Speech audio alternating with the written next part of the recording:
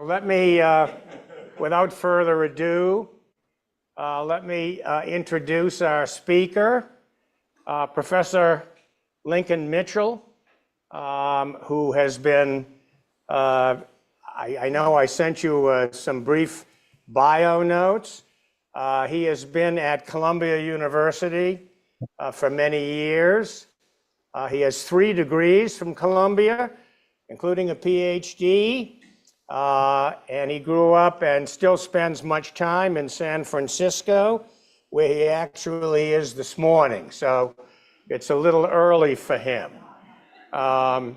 When we set up this program and talked about what his subject might be, specifically, we had no idea that there would be a phone call the morning before between 2 people who have some knowledge, presumably, of what's happening in Ukraine.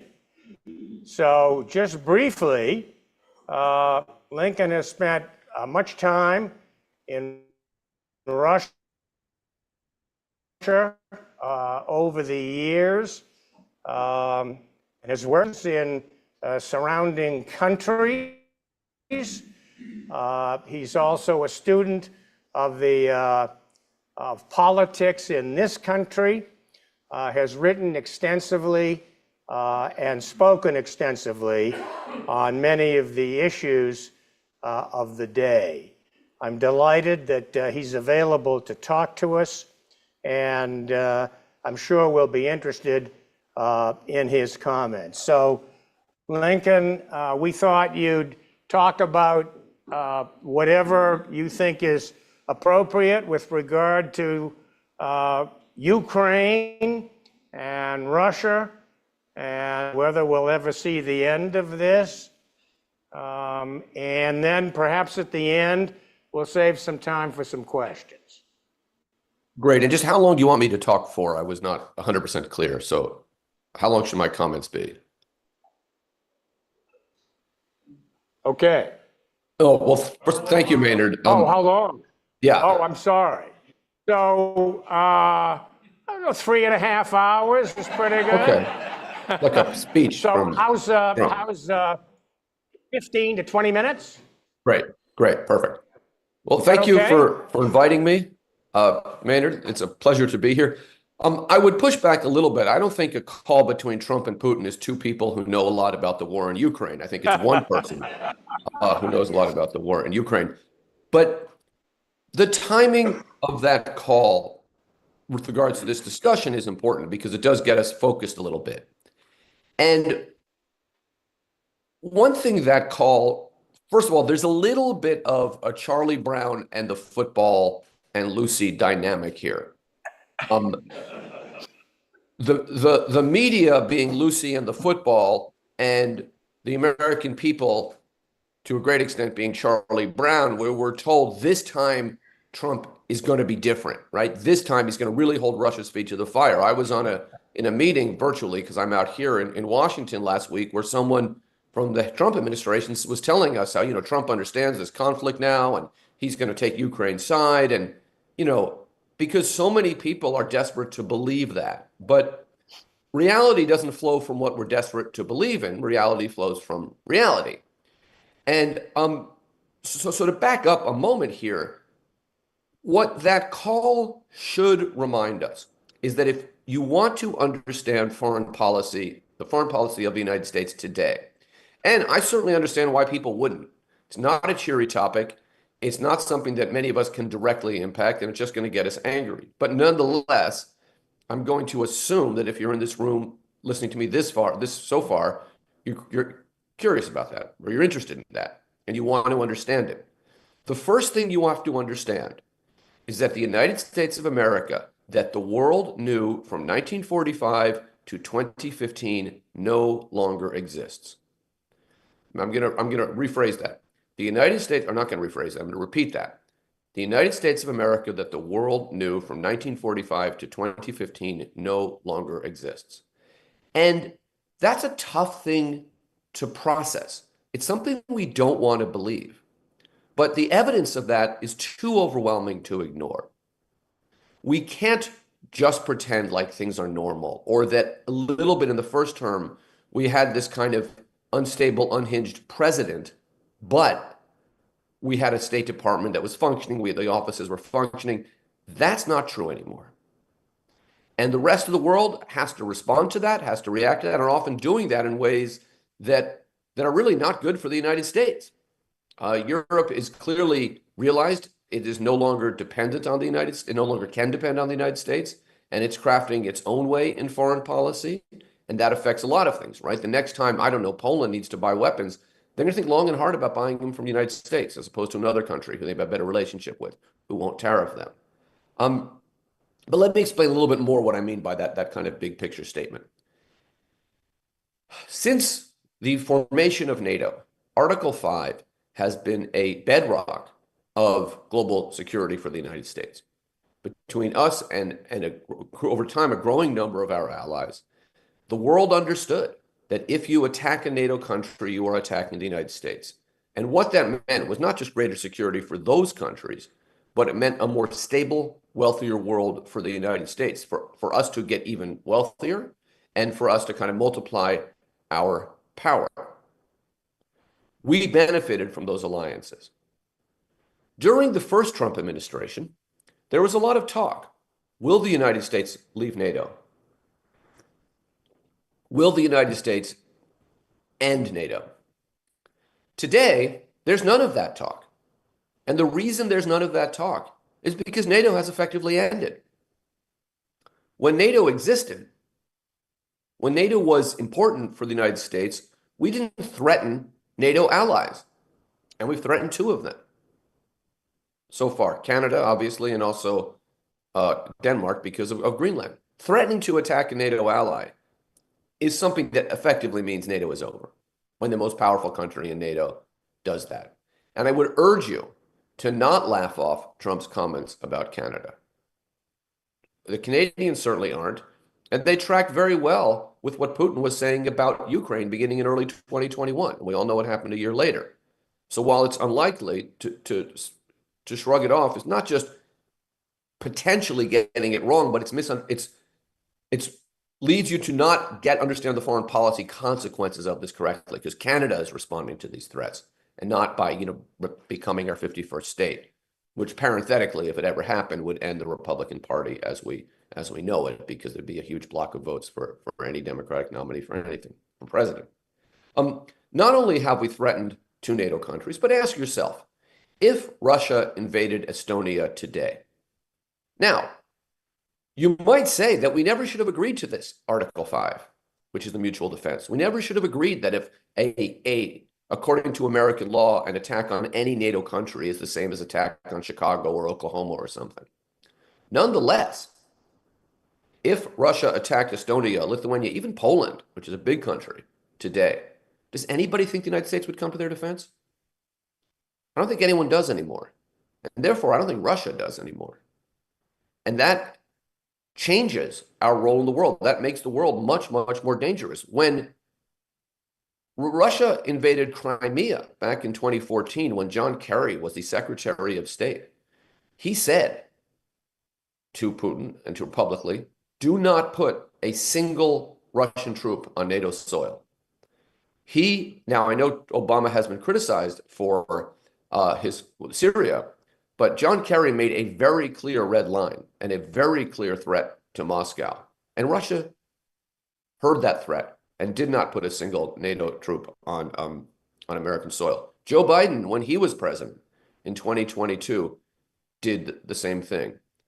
This time, I don't think anybody thinks that we would defend Estonia or any other, I'm going to pick on Estonia, Lithuania, any country. And those countries know that. And now they have to think of alternative security architecture that doesn't involve the United States. While we're on that topic, I would also note that one of the challenges I've had throughout the last decade, but particularly in the last year or so, particularly since the election even, is to just the resistance by so many in the kind of media and punditry class to just tell the simple truth in simple language about what's going on, because what's going on can be so horrifying. So the simplest and I think most kind of parsimonious way to understand both yesterday's phone call and the bigger picture of the Trump administration is that in Ukraine is that we have switched sides. It's not much more complicated than that. We're now on Russia's side. Why we've chosen to be on Russia's side, there can be all kinds of explanations, all kinds of speculation. But to ask, why is the United States not supporting its ally, Ukraine, is the wrong question, because Ukraine is no longer our ally. Russia is. That's what everything this administration has done indicates, despite their occasional hawkish rhetoric from some of the less people who are less important in the administration. The other thing I would say about foreign policy, big picture, is that for most of American history, going back, to the Declaration of Independence, but for the purpose of this conversation, since World War II, American foreign policy has been driven by the pursuit of American interests. There's nothing unusual about that, right? Every kind of basic course on international relations will tell you that's what states do. They pursue their interests.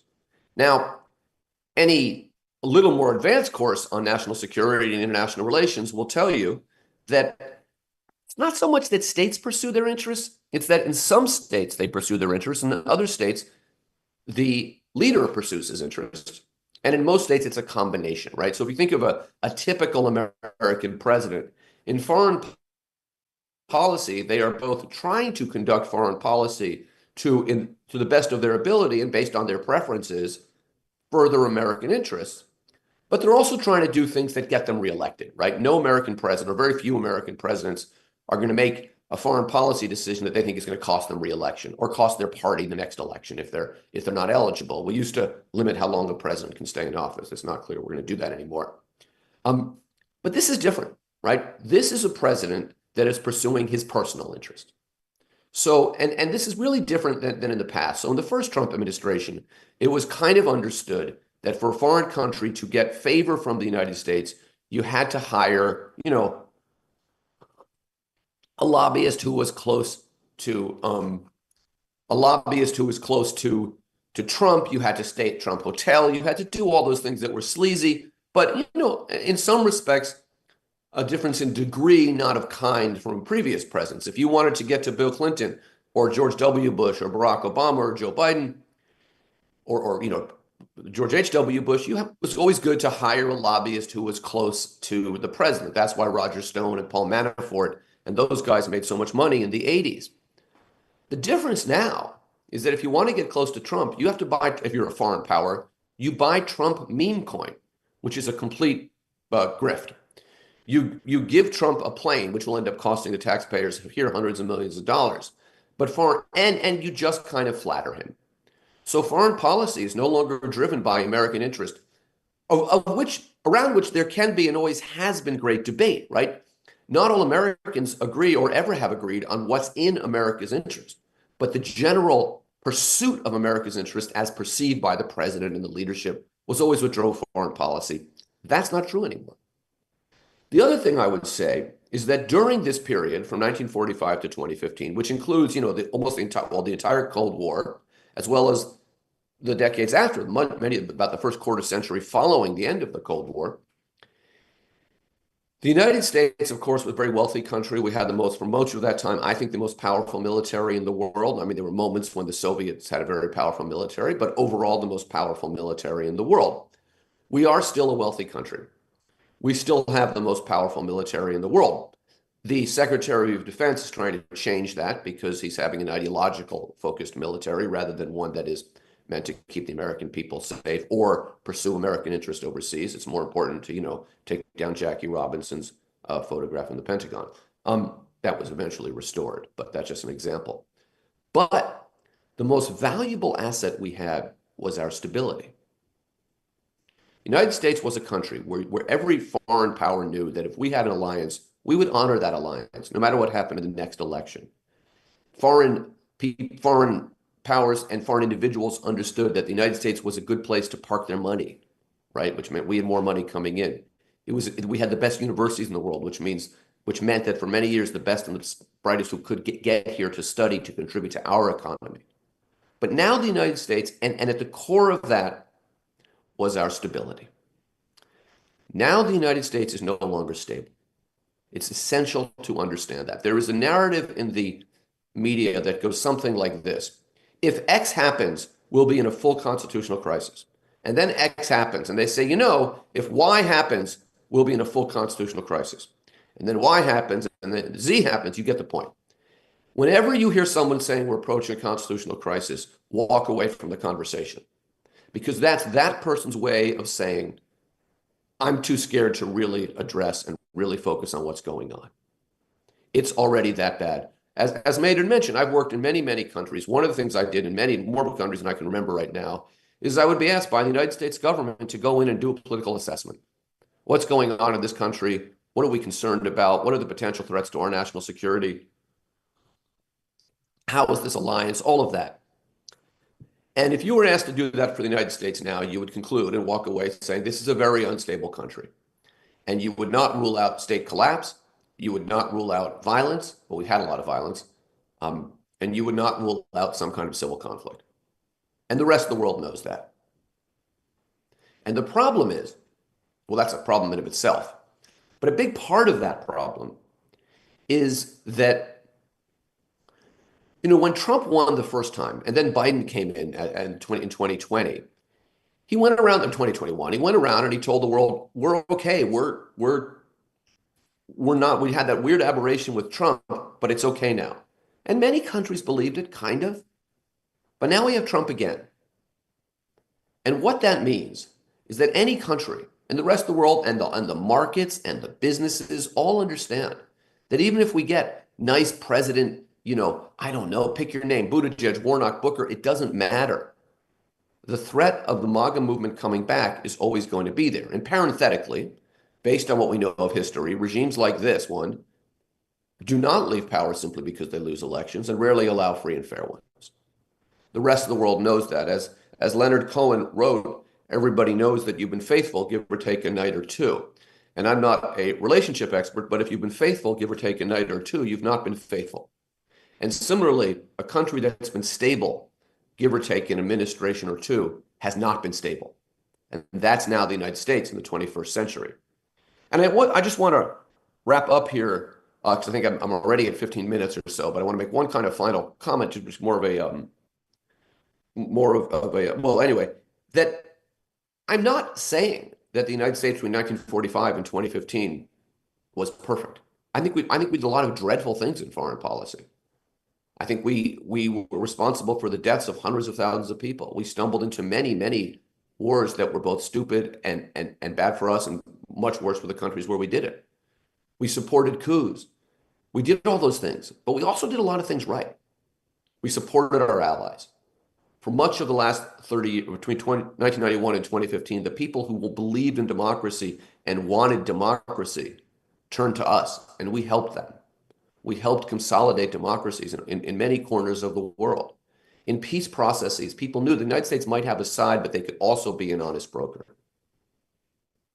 We're not that country anymore. And all of those things that we could do was built on decades of stability, and we don't have that anymore either. So I apologize for being so upbeat and optimistic so early in the morning, at least it's early here, but I'm happy to take any questions.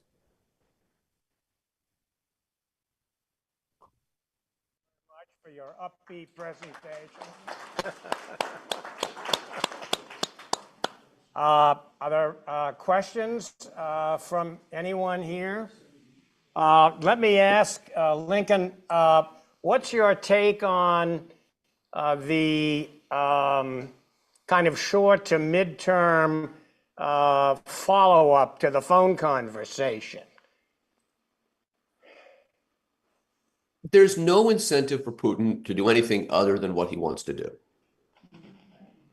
Right. So the short, I mean, and the truth is that this war in Ukraine, and I know that a lot of my friends who are very, very on the pro-Ukraine side don't like saying this, but the analyst in me has to. It's been a stalemate for a couple of years. And the Trump administration is not wrong about that, right? But the question is, you know, the administration is phrasing, we're going to walk away from the peace process as if that means that we're just going to let them fight it out, right? We're going to walk away from the peace process and stop supporting Ukraine means that Russia's going to win. But, you know, when the war started, I remember I was on a call with some colleagues in Georgia, and we were asking, what does Ukrainian victory look like? But I would also ask, what does Russian victory look like? Russia and Ukraine is like the US and Iraq. Conceivably, they could topple the government. They can't govern the country, and they can't stay in control of the country. So do they really want to dig in for a long kind of guerrilla resistance, insurgency? No, I don't think they do. And that's why there is a way to a plan here. But the problem with the peace plan here that is, has been proposed by the administration that was ultimately the only, the Biden administration goal was to just get Ukraine to victory, but that's extremely difficult. But walking away from Ukraine means letting Russia call the shots here. Do you think that has any relationship to, that is to say, the Russian-Ukrainian situation has any impact on other foreign-related issues, i.e. Taiwan, the Middle East? Is this a pattern, do you think, with this administration? Well, I think with regards to the implications of this, our European one-time allies are looking at this and saying, we can no longer depend on the United States. We have to have our own security, and we have to be able to work directly with countries like Ukraine when they're imperiled without the United States. And remember, Europe as a whole, not any individual country, is wealthier and bigger than the United States. So there's no reason why they can't ramp up their defense industry and simply equip Ukraine. But that also means that they don't need the United States anymore, that they will not listen to us on any issues anymore. We've lost all those alliances because of not backing Ukraine here. In Taiwan, I go back and forth on this.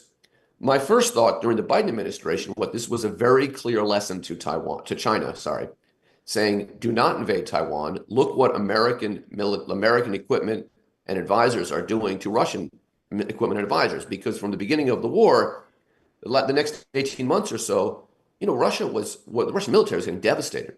And I think China was realizing, because the Ukraine war is a proxy war between the United States and China, or it was until Trump came in. So they're looking at that and saying, maybe we hold off on Taiwan. Now, of course, it's clear that we will do nothing if China attacks Taiwan. But, it's still not going to be easy for China. So I think they're waiting. What they've learned here is that the United States is only getting weaker. If it's easy to attack Taiwan today, it'll be even easier tomorrow and the day after. So I think they're just kind of waiting this one out. I'm not sure this has any direct impact on the Middle East. I think the Middle East, the Israeli-Hamas conflict is much more kind of stands alone because of its significance here in the United States, and because it's hard to fit into this category. But a lot of other, from Trump's recent Middle East trip, you see that individual strongman leaders understand that Trump is one of them, as opposed to a democratically elected leader who has a different value system, who understands power differently, and who understands the role of leadership differently. So Putin has really demonstrated, Trump is temperamentally very much a strongman and a Putinist. The United States institutions aren't quite there to facilitate that entirely. Sarah, were there any questions online? I've got two. I'm going to use the Ukraine-related first. Is there any hope that Pope Leo has offered to help broker a peace negotiation? It appears both Russia and Ukraine have agreed that would be acceptable. Did you hear that? Yeah, I would. That would be wonderful. I don't see that happening. I don't see why Putin would do that. Okay, that's straightforward. Second question. Another gentleman online, please comment on our role in the Israeli peace settlement, if any. Do you want to make any comments? Yeah, the United States has called for ethnic cleansing in Gaza. That's a war crime. That's a crime against humanity. And many people I've said to me, well, that's just Trump. Well, the American president says something, that's how the world hears it. Not only is that a war crime, but it's not going to work, right? It's just going to create more It's just going to keep the conflict going longer. I mean, fundamentally, the Biden made a mistake here because he did not and I should say this, and I know that in Israel the most contentious and kind of the third rail of Israeli politics is not anything to do with the Palestinians. The third rail of Israeli politics is to say that they are a client of the United States. That is exactly what they are. The state of Israel, for all of its significance, for all of its tech accomplishments, exists at the pleasure of the American president. And if you don't believe that, think how desperate Netanyahu was just for the artillery and the weapons to do what he did in Gaza. And we should also recognize that Hamas's intent in Israel is to kill every Jew in Israel, so it's not unreasonable that Israel would want to defend itself. But so Israel is a client of the United States. The war in the Middle East is, among other things, a proxy war between Iran and the United States, or it was, and now it's different with Trump in there. So what Biden did wrong here was he didn't realize that when our client is going to war, we not only have a right, we have an obligation to tell them how to conduct that war. Because what happened is we got dragged further into this. So I don't see any appetite for peace here, largely because I don't think Hamas is terrified of what happens after this war ends, right? Let's be clear here. Hamas wanted 50,000 dead Gazans, right? They wanted that because that helps their global project of destroying the state of Israel. Israel dropped the bombs and shot the guns. There's no doubt about that. But this is what Hamas wanted. Israel was frankly stupid enough to give Hamas what it wants. But the people of Gaza are figuring that out now. So Hamas can't have this war end. And of course, this war ends and Netanyahu's on his way to trials and probably jail. So the leadership has a disincentive. And that means the war will likely go on. I think that there is an outside chance that the United States could play a role because the Trump administration is the first American president, this president, over whom Bibi has no influence, no leverage. Netanyahu campaigned the last time saying, I'm the guy that can talk to Trump. I'm the Trump whisperer. Trump loves me. I love Trump. And now Trump is kind of tired of Netanyahu. And I think that's potentially a very good thing. The release of the most recent release of the hostage, Eden Alexander, who was an Israeli American with his family's from New Jersey. For me, I thought that was great, frankly, and I thought it was good that Trump negotiated directly with Hamas. I think that was appropriate when it's an American life at stake. I wish Biden had done that, and if I were Biden, I might have conducted that negotiation differently. So perhaps the lack of leverage that Bibi has, and that Trump doesn't really care about angering the right wing in Israel and the right wing, and we should be clear, the right wing support for Israel and the United States is a fundamentalist Christian movement. It's not a Jewish movement, there's a lot of anti-Semitic rhetoric around that, but it's really fundamentalist Christians. He's not afraid of angering them because they worship him anyway. Thank you. There was a question here. Emma, did you have a question? I had the Pope Leo question. Oh, okay. Yes, Rick? I assume that you speak about this topic a lot of different places. Have you personally felt any pressure from the administration after you've spoken to people? No, I have not at all. And I continue to say exactly what's on my mind and what I believe to be true, because I think that when we really begin to censor ourselves, we're facilitating or accelerating the destruction of democracy. So I have not at Columbia, but I don't have any major research grants, that would be canceled. So as many of my colleagues have. So I have not, no. Anything further? Oh, yes. I don't know if this is any bearing on it, but would these Ukraine and Zelensky and Putin and the United States president and maybe the NATO president could get together and actually talk about this stuff without having to worry about one-on-one and getting nowhere? Or is Well, that something that's impossible? one of the challenges here is that you can't do anything without Russia, right? And Putin has, I mean, it's no coincidence, no accident that Putin eschewed the meeting, the high-level meeting in Istanbul last week that spoke to Trump.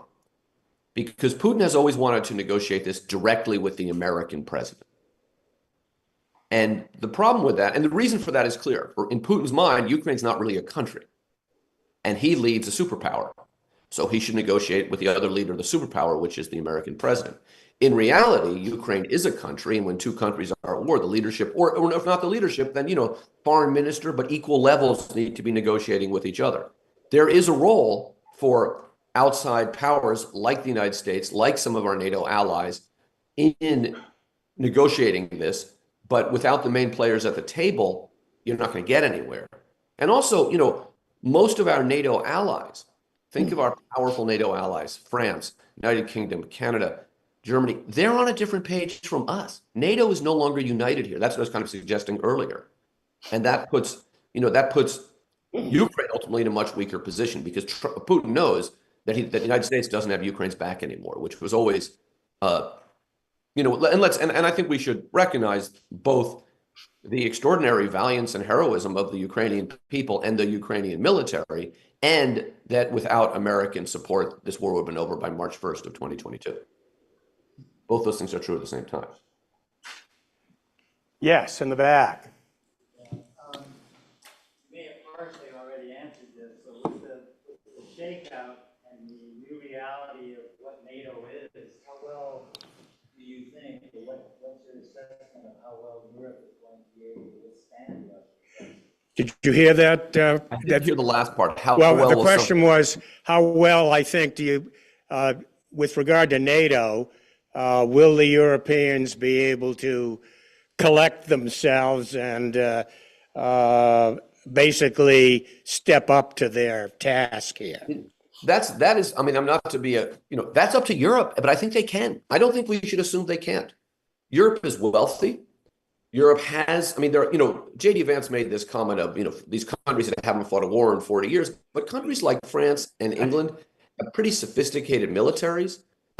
Even countries we don't think of all the time, like Poland, has a pretty strong military. So there is wealth there. There is military ability there. And there's also this kind of untapped giant from a military perspective, which is Germany. Now, for obvious historical reasons, pretty much everybody in Europe is concerned about, making Germany a military power again.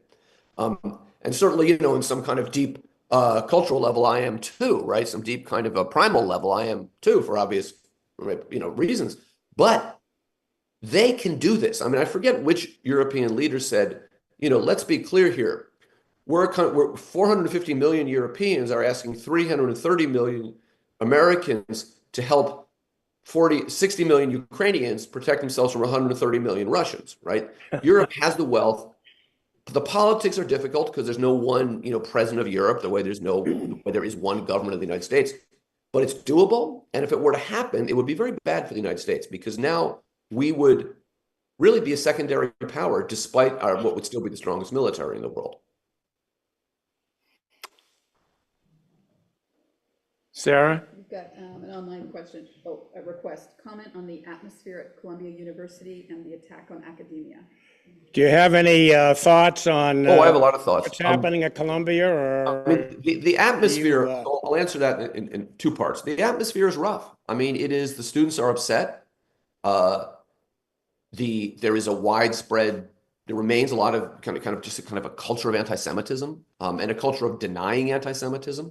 But and then a fear, right? There is fear among a lot of students about their own, ability to peacefully protest or not so peacefully protest. I think there's three things we have to keep in mind if we want to understand what's going on at the campuses.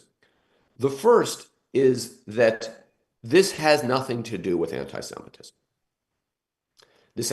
What Trump is doing has nothing to do with anti-Semitism. They are relying on anti-Semitic tropes. This is a deeply anti-Semitic administration that has used anti-Semitic imagery and slogans for the last decade, surrounded himself with people that should not be allowed anywhere near the White House. apologize for people like Musk, Gorka, Bannon. It has nothing to do with helping Jews. Pretty much every Jew I know is at Columbia would much rather them go away. The second thing is that, or the related point to that, is this is about destroying the universities, full stop. This is about destroying the universities because that is part of a project of destroying the United States of America. I don't know if we have time to talk about that. The second point is that disappearing people like Mahmoud Khalil there's no legal ground for this. Is totally illegal and totally dangerous and absolutely chilling to the First Amendment. A permanent resident has almost always been treated like a citizen with regards to issues like First Amendment, freedoms of speech. The third point is that the commitment on the left to denying any anti-Semitism in the Hamas, Free Gaza movement is deeply offensive and itself anti-Semitic. There's a great deal of anti-Semitism there. The denial that October 7th happened, calling for it to happen again, physically blocking Jews from going to class, professors saying things from the podium about Jews and Jewish history that are outrageous, that I would be fired tomorrow if I said that about other groups. Asking students to take, instead of exams last spring, to go to the encampments, telling Jewish students to go back to Poland, holding signs threatening to kill Jewish students. And that's all. So many things are true at the same time.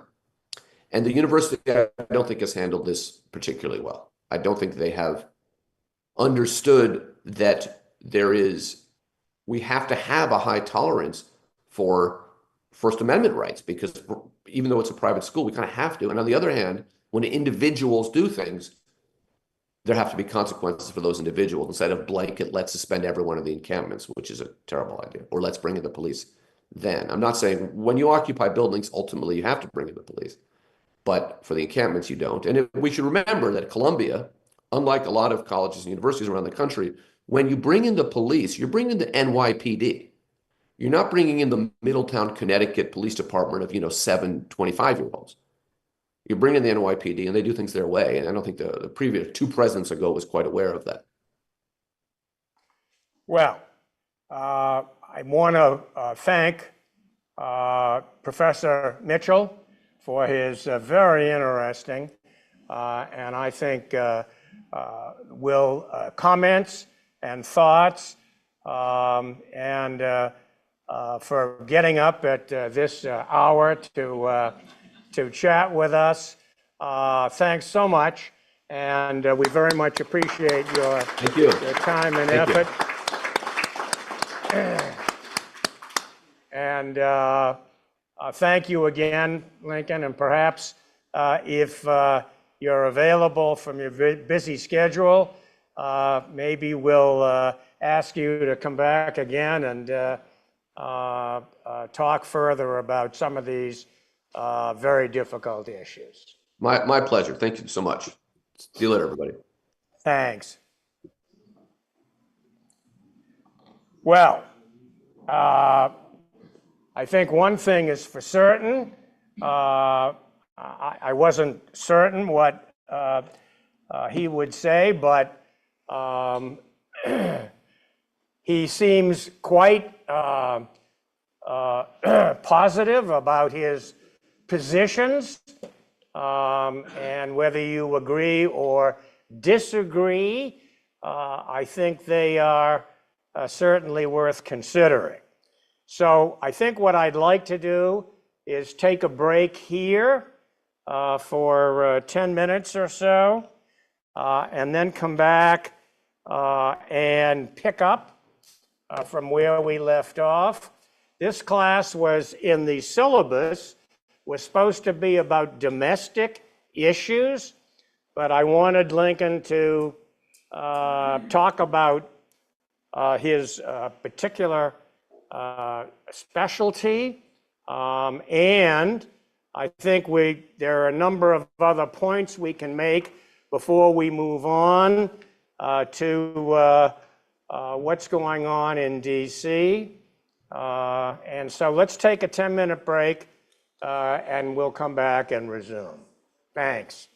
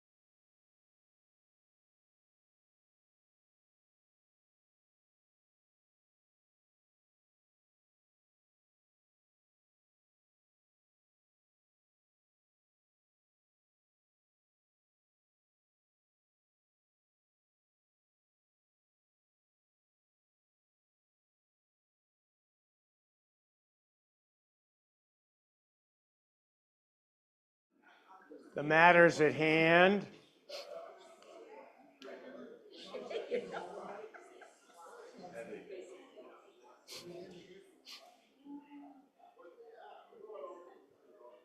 So returning for a minute or two to foreign affairs and what is going on, I've been thinking to myself as we hear about our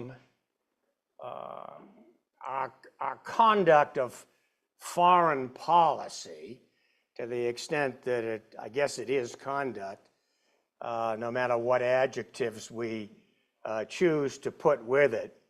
But we have this guy, Steve Witkin, a well-known in New York City, real estate developer who's been a long-time friend of Donald Trump, who many years ago, well, actually about 10 years ago, had some very serious financial problems which threatened to bankrupt him. And so he traveled around the world to find someone who would bail him out. That's literally the case. And he stumbled into a place called Qatar, where he found some interesting characters to talk to, who indeed did put up money to bail him out. What that deal was, I don't know, and perhaps it's important, perhaps it isn't, but he is now the guy who is the point person for the administration in the Ukraine situation, with Yemen. He's the guy in the Middle East. I mean, he's everywhere.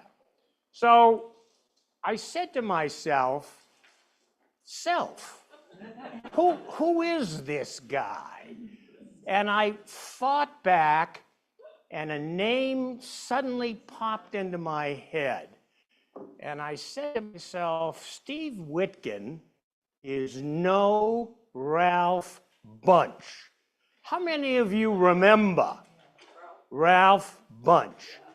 Now, I gotta tell you, we were all around for Ralph Bunche. I did have one occasion where I was at a function with him many, many years ago and had a chance to meet him. But I want to just remind us of the difference in the kind of talent that we are talking about here. Ralph Bunche, 1904 to 1971, won the Nobel Peace Prize in 1950 for his mediation in Palestine. Wow. Between Egypt and Israel. But that really was only a part of his career. So Mr. Bunche was in on the early formation and the administration of the United Nations. He was one of the representatives from the United States delegation to the Dunbarton Oaks Conference in 1944, which led to the establishment of the United Nations. He was a member of the the first U.S. Delegation to the United Nations in 1945. He was an American delegate to the first session in 1946. He became head of the trusteeship department at the United Nations, and he had a long series of troubleshooting roles related to decolonization I just want to remind you here of some of those. In the Sinai in 1956, in the Congo in 1960, in Yemen in 1964, in Bahrain in 1970, in 1957, he became the Undersecretary General for Middle Eastern Political Affairs at the UN. And in 1965, he supervised the ceasefire following the war between India and Pakistan. Now, there was a guy who had some experience. There was a guy who was a professional mediator. He wasn't a real estate guy or a business guy. He understood what was going on in the world. And his career was dedicated, as it happened, in the area of decolonization, which was a major problem after the war, because the British and the French and the Spanish all had colonies, as you remember, all over Africa principally, but in other places as well. And JFK gave him the Presidential Medal of Freedom in 1963, and it is generally thought that he was the most celebrated African American in the first half of the 20th century in the United States. He did participate in the March on Washington in 1963, and he was there in Selma in 1965. He lived in Kew Gardens in New York City, in Forest Hills, and when he and his son applied for membership at the West Side Tennis Club, they were denied membership. In true American form, right? In New York. When the club realized what they had done, they quickly apologized and invited Mr. Bunch and his son for membership, which they turned down.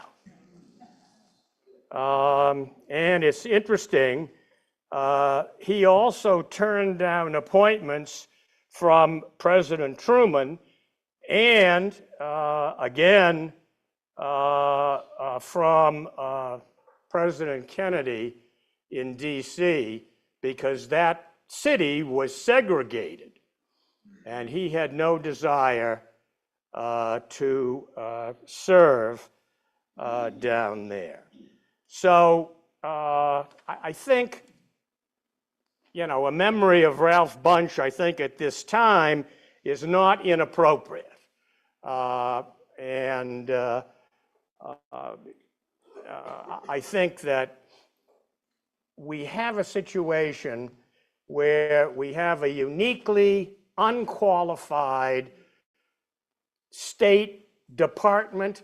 We have a uniquely unqualified series of appointments within state, within defense, probably pretty much throughout the cabinet.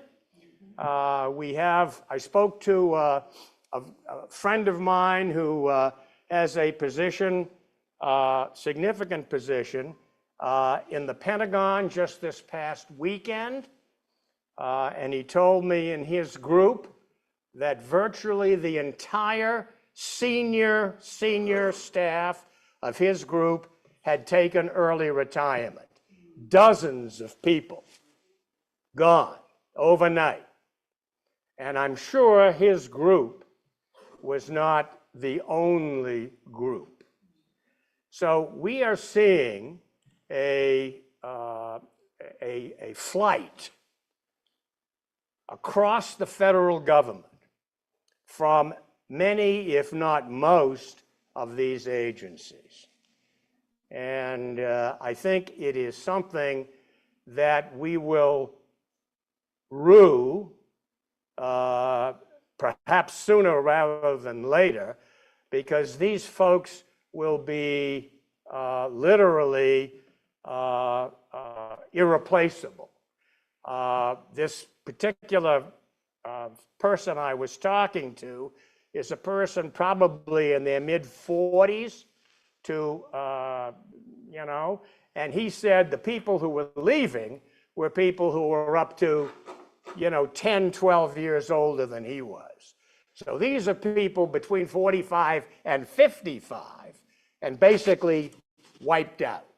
Goodbye, good luck, see you later. How are we ever going to replace those people? And I don't know the answer to that, but I think it should be a concern. So just a few other things that I wanted to follow up on from last week. We did spend quite a bit of time talking about the famous airplane, which of course is still very much in the news. And I did have some notes that I wanted to just add to our conversation. It turns out, of course, that this airplane was not a new airplane, or was not, this is something that actually had been for sale for 5 or 6 years that the Qatari government couldn't get rid of, literally, couldn't get rid of. And so what precipitated all of this was that when the president landed at an airport where there were other heads of state, he was ticked off because the airplane he was flying in was much smaller than the other airplanes around. And so he voiced that disapproval. I'm sure he voiced it in his own unique style. And he directed somebody to see if they could find another airplane. And of course, he has several on order with Boeing. Now, I don't know about you, but I mean, I don't fly as much as I used to. There was a time when I was on an airplane every week, all year long. Those days are long gone. I mean, today, I hate to get on an airplane. There's nothing worse than going through an American airport and, frankly, getting on most of these airlines. But when you're flying your own airline, perhaps that's a different story. But so this Boeing, which has been under great pressure from the FAA, has had all kinds of problems with regard to their planes, as you may know. The problem is that there are very few companies left in the world that make airplanes. In the old days, there were more such companies. And so it turned out, as they did some research here, they found the order that the Trump administration placed in 2017 is still not delivered. And the date for delivery may be beyond the date when the president leaves office, if he leaves office. So this is a long time, even for an airplane or two. In any event, Boeing said they found this. Boeing said that they had the frame of some couple of planes that they had started to build for a Russian company that had gone bankrupt. This is back some years ago. And Trump was so excited about that he said, okay, let's use those frames from a Russian company. So as they started to build the airplane, they found that there were some problems in the frame, of course, right? Fortunately, they found them. And so they had to repair those frames. They had a major subcontractor that went bankrupt. So they've had all kinds of problems in delivering these two planes. And so this was the principal driver of this Cutter gift. Cutter flew the plane to Florida. Trump had an opportunity to walk through the plane. He was very excited about what he saw. I don't know how much gold there was, but I'm sure there was some. And I'm sure he found places where he could add gold to it. And so they decided to go forward with the gift. Mr. Whitkin, who apparently was the point man on this deal as well, he's got a very big portfolio, said, I saw this quote, he always assumed this would be a gift. But whether it's a gift or whether it was given as a bribe doesn't make any difference. Both the gift and the bribe are illegal under U.S. law, indeed, under the Constitution. So I don't know how this is going to wind up, but I think it's something that will continue to fester in this situation. Yeah, I'm sorry, John. Yeah, CNN just came out and said that it wasn't a gift. He requested it. He requested it. Yeah, Trump requested it. It wasn't a gift. Okay. So that's the bribe. And so another thing that I want to move away from that now, and I want to talk just a little bit about the concept of a project. We've talked about Project 25, and we've said that this was basically a program that was set up years in advance by the Heritage Foundation, financed by them, and that it set forth exactly what the administration is currently doing. And but there are a couple of other projects that I want to bring to your attention. One is something that called Project Esther. The name Esther, E-S-T-H-E-R. Another project sponsored by our friends at the Heritage Foundation. This project is to dismantle the pro-Palestinian movement in the United States.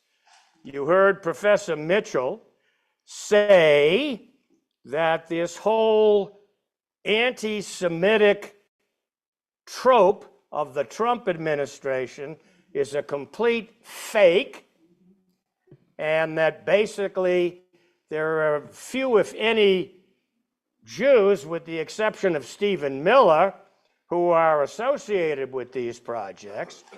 Mostly these are populated by evangelical white Christians, but there are some miscellaneous people.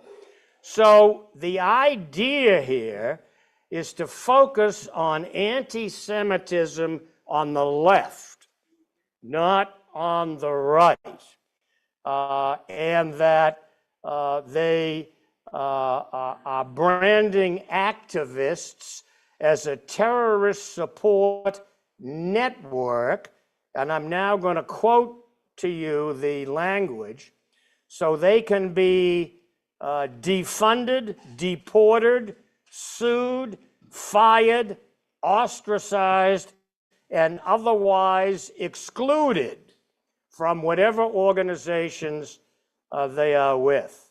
If they're faculty at universities, they're to be removed, and Palestinian rights would have all visas from people supporting Palestinians would be removed. So this project, as I say, is being funded by the Heritage Foundation. There is yet another project called the Article 3 project, which is brings this, again, I'm going to use a couple of quotes here, brings brass knuckles to fight leftist warfare. Quote, they are Marxists who hate America. And one of the quotes about a guy named Mike Davis, remember that name, is a former clerk for Justice Gorsuch. He went to the law school at the University of Iowa. How he got to Justice Gorsuch is another story. But his suggestion in the press quite recently was that we should, this was with regard to certain justices' legal opinions with regard to proposed terrorists. He suggested that we house these terrorists near the Chevy Chase Country Club, which is where some of the Supreme Court justices live, with daytime release. And so Mike Davis is the head of this Article 3 project. He also leads something called the Internet Accountability Project, which is his proposal is to rein in big tech. And he also is the head of something called the Unsilenced Majority Project, which is opposing cancel culture and fighting woke mob and their enablers. So there are a host of these projects funded by right-wing groups that are floating around this administration and that are bringing, I think, unsavory commentary and support to many of the policies that we are seeing.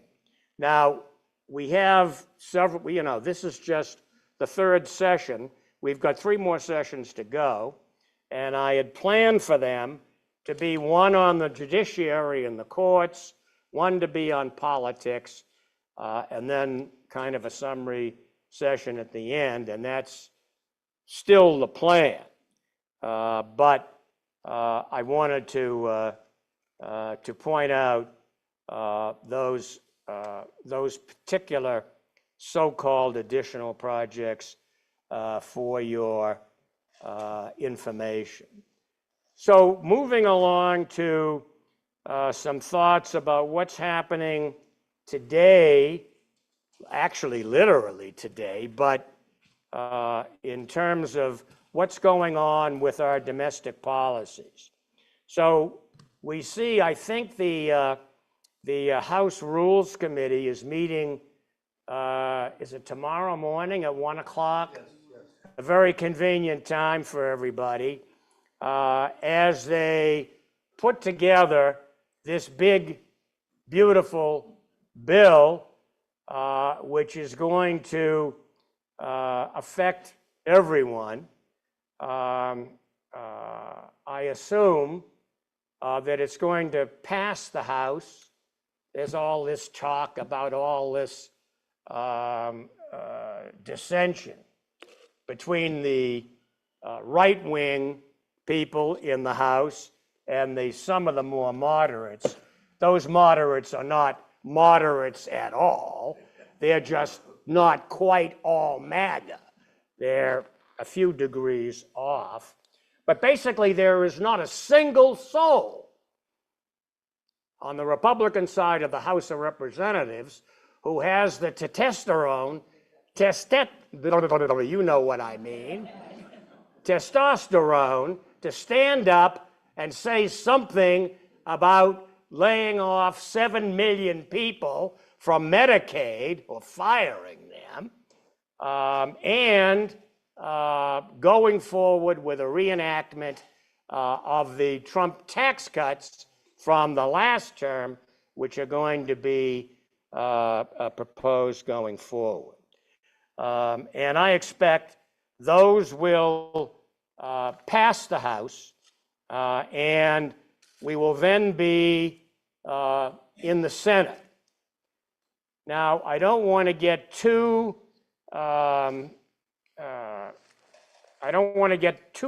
down in the details, but I think it's worth talking about a couple of key factors here.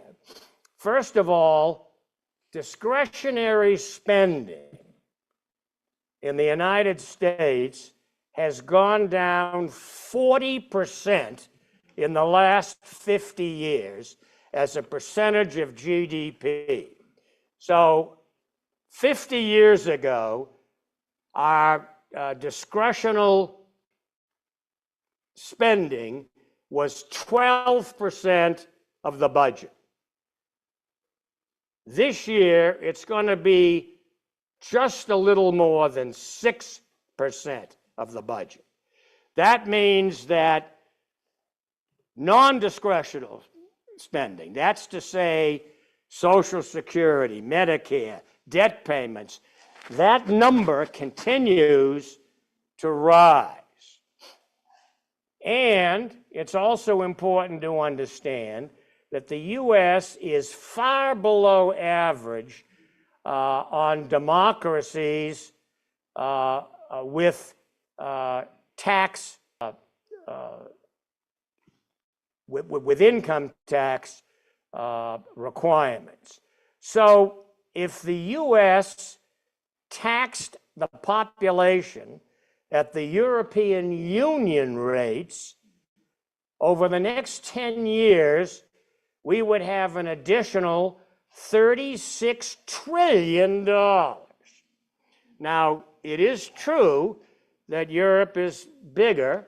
You heard Lincoln suggest, 420 million as opposed to 330 million. Still, $36 trillion would be a nice number for us to have rather than from us to owe. And at the rate of the overall OECD levels, there would be another $26 trillion. The president insists that the tariffs are going to pay the difference. That, of course, is an absolutely preposterous statement. And so I think that it's important for us to understand that the basis for this bill is a completely fraudulent series of assumptions. So the Trump tax cuts, which were put on in 2017, which end at the end of this year, if they are extended, they will increase our debt by $2.2 trillion. The increase in the standard deduction, which is being increased, will add another $1.3 trillion. The increase to the child tax credit will increase the debt by $800 billion. The increase to our defense spending will be another $148 billion. And then there's a package of things which includes the border wall. He's still talking about that. And then no tax for overtime, no tax on tips, no tax on car loan interest over $10,000, that savings account idea for newborns, $1,000, but there is an ability for families to add amounts to that. Is that all comes to another $300 or $400 billion. Are these CBO numbers? Yes. Where are these numbers coming from? Yeah, these are CBO numbers. So quickly, because I think, again, new taxes on universities. This is one that's going to be on endowments based on the level of endowment. So on the big schools, this is going to be a pretty, I think it's 21%, which is a pretty high number. And then there are cuts to Medicaid, which are which can only be made by eliminating people who are being covered. They're rescinding virtually all of the climate change regulations, many of which were put in the Biden administration. That's $677 billion. So my point is, these numbers, of course, are, telephone numbers. But basically, they tell a story that I think we've heard again and again from certainly President Bush, George, through this administration, tax cuts, and of course, actually, that began long before actually President Bush. So the number of people who they predict will be cut off of Medicaid, not Medicare. Medicaid is about 8.7 million people. And those, of course, are for the most part the people who can least afford it. And over the next 10 years, another 7.6 million people. So I think it's important to understand that that is likely what we will see. Now, I think what's important in the procedure is that once the House passes this bill, it goes to the Senate. And there's been a lot of talk about the Senate not being happy about what's in that bill. And there's no way to be sure about what's going to happen, but what needs to happen is that the Senate needs to approve a budget resolution which matches what the House is. So if they don't agree, then it has to go back and for a resolution. They have to have a committee that straightens out the differences. The problem here is multifold. The Senate parliamentarian, a woman, Elizabeth, forget her last name at the moment, then determines after the House votes and before it goes to the Senate, whether the bill adheres to what is known as the bird bath. Byrd is B-Y-R-D for Senator Byrd, going way back, which requires that all provisions in these conciliation matters requires all provisions make direct and not incidental changes to spending or revenue in compliance with the reconciliation instructions. It also can't raise the deficit after 10 years or change Social Security. After the parliamentarians' review, the Senate gets 20 hours to debate the bills. The Senate can make changes to the House-passed bill before a final vote. The key, because they're under reconciliation, is that they can pass the bill with 51 votes. It does not require 60 votes. And there can be no filibuster. Those are two very important things. So I think there's a very good chance that that process can work. I think there is one hiccup here. There's a possibility that the parliamentarian will rule that a number of items in the House bill do not satisfy the bird bath. And so the question will be for the Republican senators, what do? Do they go ahead anyway? Or do they say, well, we've got to pay attention to the parliamentarian, right? So my guess is they're going to kick the parliamentarian out the door, or at least they're going to kick her ruling out the door, and they're going to do exactly what the president says they need to do. And I think this vote will pass. I think there may be a few changes. I think I heard this morning one of the interesting things that was inserted in the bill was that the timing of one of the, I need to remember the particular item in the bill, but there was a ruling,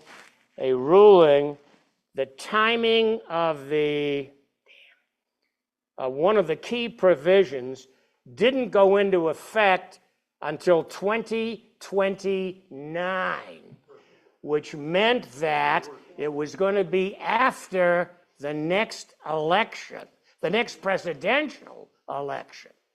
I think that was a Medicaid provision. Yes. Was what? Medicaid work requirement. Yeah, thank you. The Medicaid work requirement wouldn't go into effect until after then. I heard this morning that they had moved that back to 2027. So that was considered a quote-unquote victory for the moderates. Yes, but What do you make of Josh Hawley's coming out again with Medicaid cuts? I don't make anything of it. I think it's not relevant. You know, I mean, he may believe it. I don't know, but I don't think it means anything. He's not going to stand up and vote, you know, against this. Absolutely not. Martha? Go back to the bird bath thing. Did I misunderstand it that the House would have voted and then the bird bath thing happened? Yeah, the bird bath thing happens in the Senate. And so doesn't that reflect a change of the House version? So it's not really passed as the House version passed? Well, there's this reconciliation process. So the bird bath happens as the Senate makes changes as they go along. And then that's part of that reconciliation package. But technically, the Byrd, of course, was a senator. And the concept of reconciliation, which is a concept that has only been around since, I think it's the 70s, maybe the 80s, was the idea that you could avoid a filibuster. That was the main purpose, and pass a budget bill with only 51 votes. That was the idea. And both sides, both parties have used that technique since. So it's not just a Republican concept, but it has been used by, it was used by Obama. It's been used by others as well. So I think that we're going to see that bill passed. And I think that, you know, is the a major objective of the administration here. Will it be passed by Memorial Day or whatever? I don't know the answer to that, certainly. I'd like to think that, you know, I could be wrong here, but I don't think so. I think the closeness of the House, I think is not relevant. I'm sure the president will lean on these House members with obvious threats of primary, not to mention other things that he feels may be necessary. So the title of this course, as you well know, is The First 100 Days. But I'd like to ask you the question, what about the second 100 days? That, for your information, the second 100 days ends August 7th. I happen to know that because I have a birthday on August 8th, during which I'm going to consume quite a bit of alcohol. And so what else can we expect between now and that time? Well, Mr. Bannon says we're going to stop World War III. I'm not sure that's true, but that's what he says. He says we're going to continue the assault on the deep state and redefine the Article 2 powers. We're going to further proof the president's agenda with favorable court rulings, massed deportations, changing birthright citizenship, and we're going to continue the global trade war, and also the 90-day date, the 90-day trade time with China will have ended. So let's assume that some of those things happen or don't. Let's face it, August 7th, there'll still, when we come to August 7th, there are still going to be close to 1,300 days that this administration is going to be in power. That's a long time. And I think that we're facing here some really serious moments. So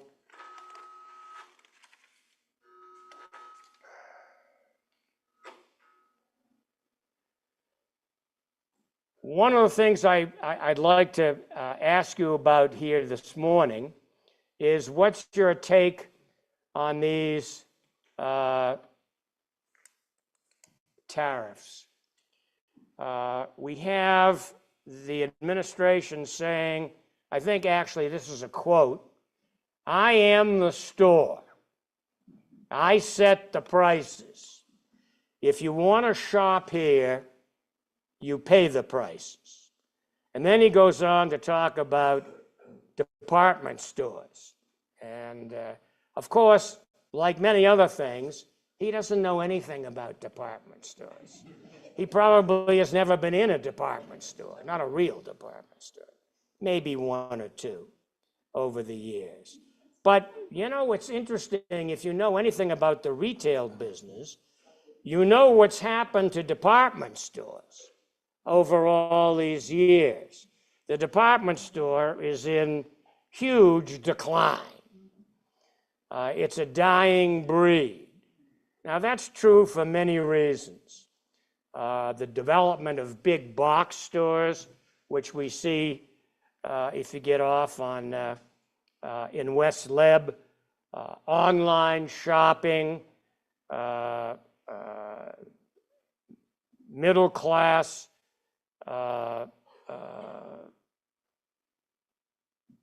developments with cheap and the hollowing out, basically, of the middle class with a lot of inexpensive stores and a lot of very expensive stores and very little really in between. So today, let's say in the year 2000, e-commerce accounted for about 3% of all retail sales. Today it's about 18%. Stores like Macy's, Sears, Penny's, Sears and Penny's are, for all practical purposes, gone. Macy's has just announced closing 150 more stores around the country. The numbers for department store sales in 2018, they did over 100 billion. In 2025, they'll do less than 75 billion. In the number of stores, department stores in the United States, in 2011, there were almost 10,000 department stores. In 5 years, it's predicted there'll be less than 4,000. And another interesting statistic, retailers currently owe back rent to owners of $52 billion. So the retail store business, at least certainly department stores, is fading rapidly. And the concept that, whatever we can charge, we can charge is just out of the question. Now, we also have the president saying, on the one hand, all this money is coming in from foreign countries, and on the other hand, he's saying to Walmart, you can't raise prices. Basically, he said, you've got to eat it. And I noticed that Secretary Bessent, the Treasury Secretary, after he met with the president of Walmart, said, well, they may eat some and pay some. And I heard just this morning, coming over, that the president of Home Depot said they would not raise their prices because of tariffs. That's a lie. He can't possibly survive if these if these tariffs, as they're currently constituted, go forward. Walmart's net income is about 3%. 3%. So if the tariffs are raised 10%, just 10%, how can you make money? And the answer is you can't. So while Home Depot has a little different setup, their numbers are not, they're not apples to apples exactly, but the concept is the same. I mean, Home Depot is not, this is not for rich people. Not that they don't go there, but it's not Neiman Marcus or Nordstrom's or whatever. So they will have the same problem. And the idea that they're going to be able to make money or continue to advertise the same prices if those tariffs go up is just not true. Either that, or they're going to have to have a comeuppance with their shareholders. And we know today that the management of these companies holds very substantial shares of stock, as do the directors. And so the likelihood they're going to be able to get away with that kind of process is very remote. So I think we don't know what's going to happen with the tariffs. I don't think the administration knows what's going to happen with the tariffs. The numbers of 145% and 30%, I think these are typical gyrations that change depending upon how many cheeseburgers he's had and how many Diet Cokes that he may have consumed that particular day. So I don't think there's any way to know what's going to happen, but I think that what's interesting is that the very people who are going to be most hurt by these tariffs, whether it's farmers, whether it's manufacturers, whether it's people in rural areas, these people have, for the most part, not changed their tune about their feelings about the president. And I think that is a concern that we all should have. I don't know. I can't explain why that is, but I do think it is. We have another interesting impact here, I think, that just obviously, we have a new book that's coming out that supposedly tells the true story, quote unquote, of what happened inside the Biden administration and why the president then managed to, quote unquote, destroy the opportunity for the Democrats to win the election. And then we had the announcement of President Biden's cancer. Those two things have just hit the press in the last few days. So my take on this, the announcement of the book and the precursor, that is to say, some of the early gleanings from the book suggested that there were people inside the Biden administration, 6 or 7 key people, including Jill, and others who were trying to keep his condition, his mental condition, quiet, and wanted him to run for office.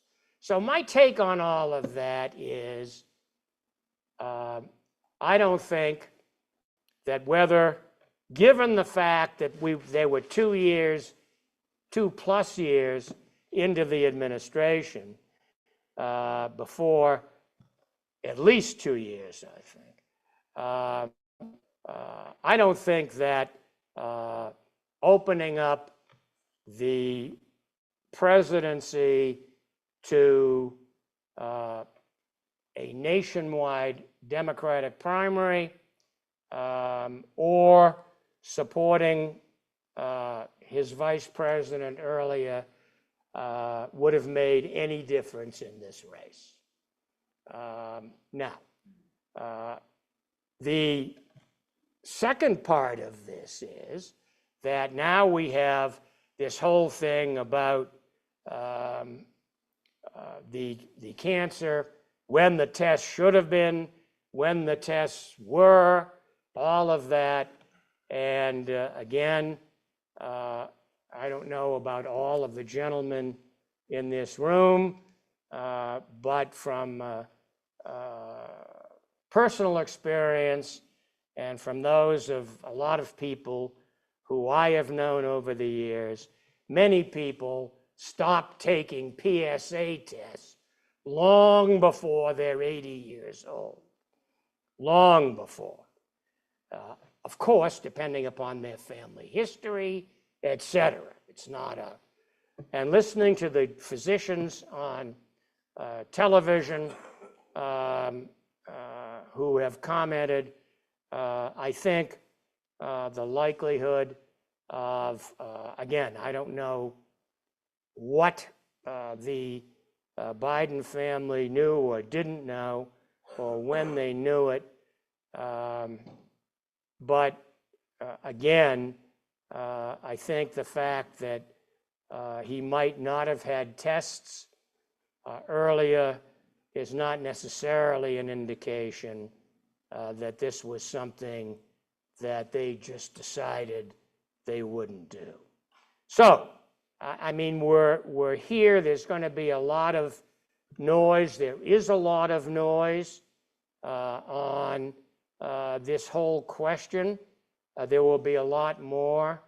I think, frankly, the Democrats spending time on this discussion is a waste of breath and a waste of effort. I think it's much more important for the Democrats and independents who are so moved to concern themselves with more positive matters going forward.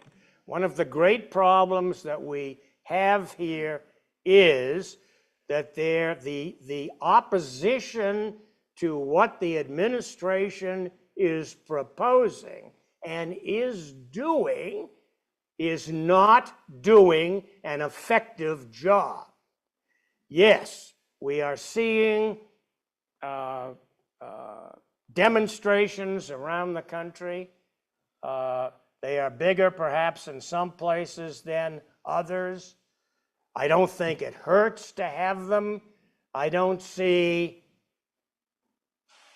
major positive things coming as a result of those things. We have court issues, which we're going to talk about. We had a Supreme Court decision Monday, I think, yesterday. I think it was yesterday, that I think allowing the deportation of the Venezuelans and a few other groups to go forward while these cases played out. I think that was a very disturbing decision, and I think it may very well play into other decisions that are being that we're going to hear about as we go forward. I saw, and some of you may have seen, Mohsen Mahawi, who we know from Vermont and from New Hampshire, got his degree, I guess, yesterday at Columbia University. He was allowed to travel to New York. He walked across the stage and received his diploma. I'm told that he still has a couple of papers to submit, but they gave him his degree. And the question now is, for him at least, whether he will have to face an immigration court or whether his case will be sent back to the court here in Burlington, I say here in Vermont, for further proceedings. I think nobody seems to know the answer to that. I assume his lawyers probably know, but we haven't heard. So I think those concerns are definitely with us, and I think that we need to pay attention to those matters.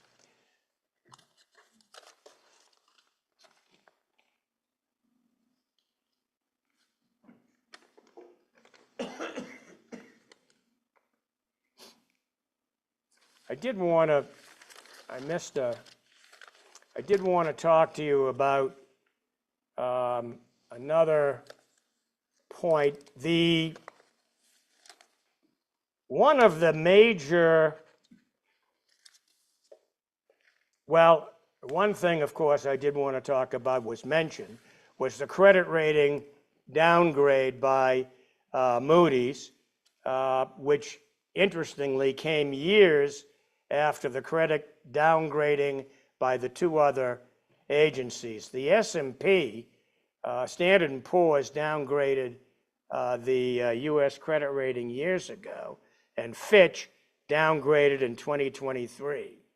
So Moody's downgrading, again, one notch below AAA, is the third and last rating agency. And I think it remains to be seen as to what the impact of that is going to be. In addition, I don't know whether you noticed, there's going to be a White House report on access for IVF. Expanding access to IVF has been a key priority for the administration. I think the president said, quote, he would be the fertilization president. Well, he's been doing that for years, so that's no surprise. And I think that this is going to create some very interesting issues, because the Heritage Foundation and that group are very much against IVF, and the administration seems to be teetering on where they are. But I think we can look for some stress there. And I don't know, frankly, how that is going to finally come out. On climate change, one of the, I think, very serious concerns we should have is that this administration is completely disregarding the economic cost of climate change, weakening the country's capacity to follow global warming, and dismantling virtually all research and firing all the top scientists in this area. We're no longer following polluters. I think there are 8,000 plants in the United States that have been reporting annually their emissions of carbon dioxide, and that has been an order that they will cease reporting and that the U.S. will keep any record of what they are putting into the air. We've had serious cuts to the National Weather Service. We now have I think FEMA is still without a director, and I believe the administration has said that most of these disasters are going to have to be taken care of by the states. And I just saw this morning that the state of Oklahoma has had some tornadoes and other storms that they typically don't have at this time of the year. And that's just the beginning of what is going to be a huge series of problems for every or any state, including Florida, if they're not going to be able to get federal support. Remains to be seen. Remember Ashley Babbitt? Who could ever forget her going through the glass door? And her family has sued the federal government, a case which was going nowhere until Miss Bondi got involved. And there's a rumor, at least, that the federal government may settle and pay Ashley Babbitt's family $5 million as a result of her being shot by police officers at the Capitol on January 20th. And something else which you may not have seen is that apparently the administration has made a deal with one of the most infamous Mexican drug cartels, the Sinaloa cartel. The brother of El Chapo, who is currently imprisoned in the United States, apparently has made a deal with the Department of Justice, and his entire family has been admitted to the United States as part of an overall deal with the Department of Justice. We've had no formal notice of that, and California law enforcement has not been informed of this. So those are some of the interesting byproducts that we are seeing as we move forward. So next week, we'll turn our attention principally to the courts and discuss some of the major cases. I don't know whether we'll have any decisions this week which will impact that.